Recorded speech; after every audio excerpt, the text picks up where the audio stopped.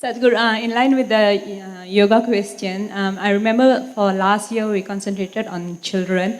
So my question is, what types of yoga can children do, and what are the benefits, specific benefits, and how to inspire them? How to? Inspire the kids, the children, to do yoga.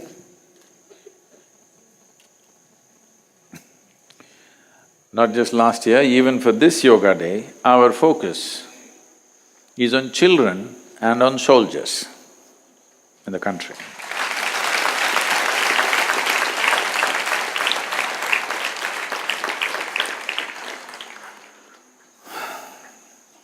I don't know in the last 1 year how many soldiers in the country have died, I don't have statistics. But in the year 2015,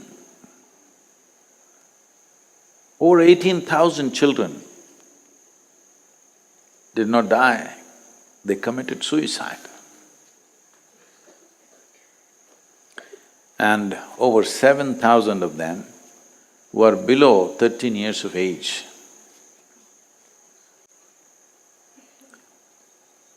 There is no greater disaster in a society when our children start committing suicide.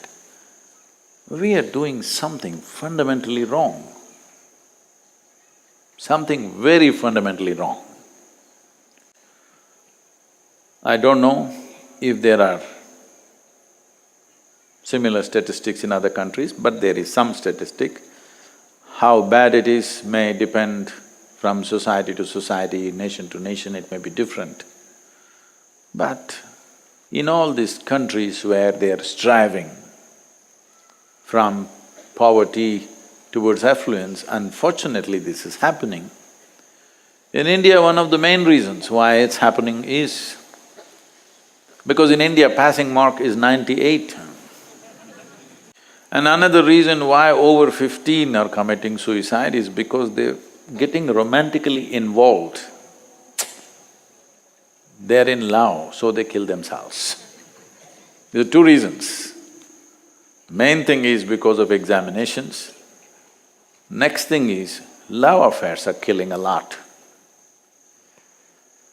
So, we focused on children last year, and I think we touched a little over 35,000 schools across the country, teaching them a simple, wait. The problem is much bigger. 35,000 schools in this country is still a drop. We taught them what is called as Upayoga, which is very easy to transmit. Something that's easy to transmit and easy to practice is important when it comes to children. One thing is the numbers are big, so it must be very simple.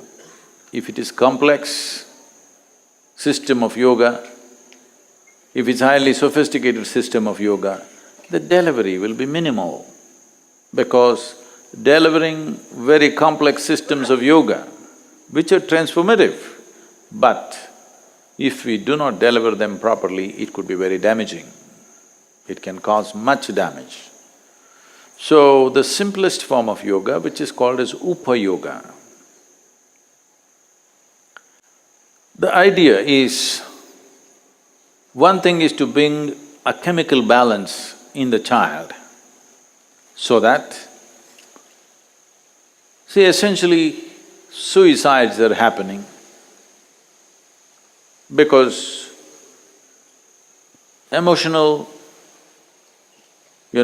big waves of emotion happen, and at that moment it feels like it's better to die.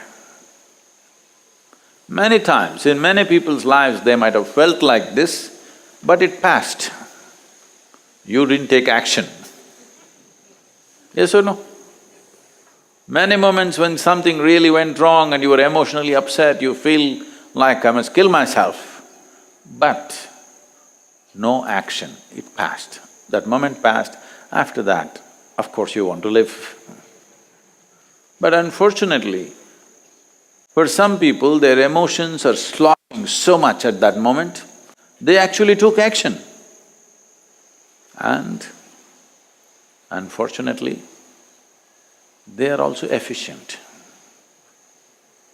Nobody knows the statistics of attempted suicides. In India, nobody will tell anybody, I attempted suicide because only recently this law was unpeeled, otherwise,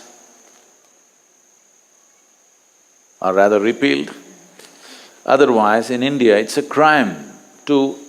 Attempted suicide means you can get 7 years in prison. I'm saying someone attempted suicide means he needs compassion, not punishment. He needs tenderness and care, not punishment. But attempted suicide had 7 years imprisonment, only now, a few months ago, it was taken off. This does not mean you can attempt. So with children, this is not a joke, this is an unfortunate reality, very unfortunate reality. That little children who must be bubbling with life, think of taking away their own life is unimaginable, isn't it? So, the most important thing that needs to happen is we need to reform, recreate our education system. But that is not one day's job. That needs dedicated people. By bringing in a new system, it's not going to work. The people who conduct the system must have love for what they're doing. Teaching or handling of children cannot and should not be done in a professional way. A teacher, a doctor, a guru, a one who transmits spiritual process, they must do what they're doing because of the commitment and dedication and the love that we have for the people around you. It can't be done professionally. But there are millions of teachers. How to get them to that state? That's a long way off. So the simple thing we can do is equip the children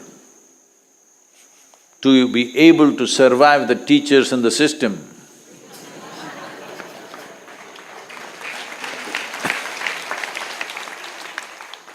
That they have sufficient balance, they can handle the madness of our so-called education systems.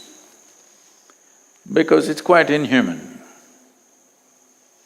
It's not inhuman because it's difficult.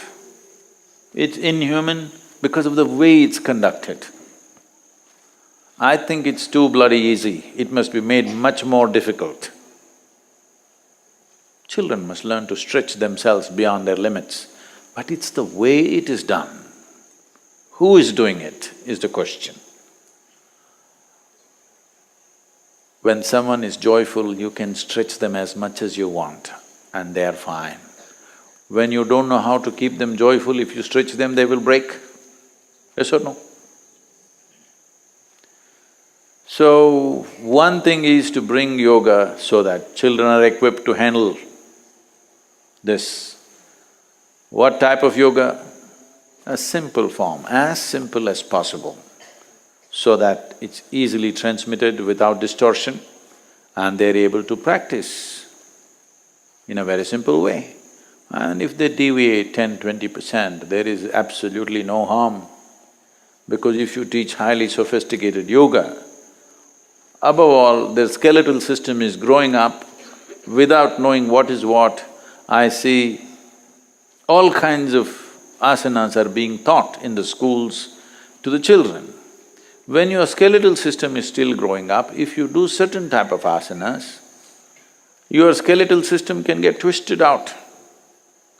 So till you become 14 years of age, there are certain aspects of yoga that you should not do because that is designed for adults. There are certain types of yoga that girl children should not do because of the nature of their biology. But without any of these things, common prescriptions are being done to everybody. So this is very carefully calibrated system of yoga, which helps in the development of the child physiologically and psychologically. Above all, it is focused towards bringing a certain level of emotional balance. This will not just avoid a disaster of suicide.